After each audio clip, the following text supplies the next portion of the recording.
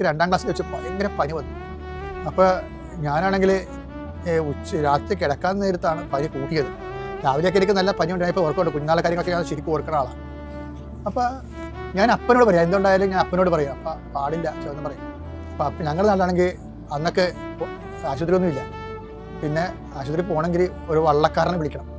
വള്ളവും പിന്നെ അന്നൊക്കെ ആൾക്കാർ എന്തെങ്കിലും ക്ഷീണം കൂടുമ്പോൾ വള്ളവും ആളും പിടിക്കാനേ പറയത്തുള്ളൂ. ഇനിയിപ്പോൾ വണ്ടി പിടിക്കാനല്ലേ പറയുന്നത്. ഞങ്ങളുടെ നാട്ടിൽ വള്ളവും കാരണം മുഴുവൻ തോടുകളാണ്, റോഡില്ല താനും. അപ്പോൾ ആൾക്കാർ വള്ളത്തിലാണ് പോകണം. അപ്പോൾ ഇതൊക്കെ ഭയങ്കര പണിയാണ്. ചിലപ്പോഴും വള്ളത്തിൽ പോയി കുത്തി പകുതിയാകുമ്പോഴത്തേന് ആൾ മരിച്ചിട്ട് വെള്ളം തിരിച്ചു തന്നെ കാണും. ഓരോരോ കാലം, ആ കാലമൊക്കെ നോക്കുമ്പോൾ എന്തുമാത്രം മാറി നമ്മൾ. അപ്പോൾ ഞാൻ അപ്പനോട് ഞാൻ കിടന്നു പോയി, തീരാത്ത അവസ്ഥയായി പോയി, പൊങ്ങാത്ത അവസ്ഥയായി പോയി. അപ്പോൾ അത് രാത്രി ഒരു സംഭവം. രാത്രി ഒരു കുതിര പുറത്തൊരു മനുഷ്യൻ വന്ന് എൻ്റെ തലയിട്ട് ചവിട്ടി. കുതിര കൊണ്ട് 2-3 ചവിട്ടി. അപ്പോൾ ഞാൻ പേടിച്ച് എഴുന്നേറ്റ്. എന്നിട്ട് ഞാൻ കിടന്ന് രാവിലെ എഴുന്നേറ്റപ്പോൾ പനിയൊന്നുമില്ല. അപ്പോൾ ഞാൻ അപ്പനോട് പറഞ്ഞു, അപ്പോൾ ഇന്നലെ കുതിരപ്പുറത്തൊരാൾ വന്നായിരുന്നു, ആ കുതിര കൊണ്ട് അയാളെന്നെ ചവിട്ടിയെന്ന് പറഞ്ഞു. അപ്പോൾ അപ്പൻ കണ്ണ് നിറഞ്ഞപ്പോൾ എന്നെ നോക്കി. എന്താ കാര്യം വെച്ചാൽ ഞങ്ങളുടെ ഫൊറോണ പള്ളി മനക്കോട പള്ളിയാണ്.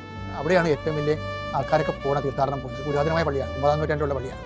ആ പള്ളിയിൽ പുണ്യാളനുള്ളത് ഗീവനസ് പുണ്യാളനാണ്. അപ്പം അപ്പൻ എന്തെങ്കിലും പ്രശ്നം ഉണ്ടെങ്കിൽ അക്കാലങ്ങളിലൊക്കെ ഏറ്റവും അടുത്തത് അതാണ്. അതുകൊണ്ട് അപ്പം പറഞ്ഞു, പുണ്യാളെ കൊച്ചിന് അസുഖമാണ്, ഞാനെവിടെ പോകാനാണ്. അപ്പം ഞാനെവിടെ പോകാനാണ് ചോദിച്ചതിനാണ് പുണ്യാളൻ ഇങ്ങോട്ട് വന്നത്. ഇങ്ങനെ ജീവിച്ച ഒരു തലമുറ ഉണ്ടായിരുന്നു നമുക്ക്.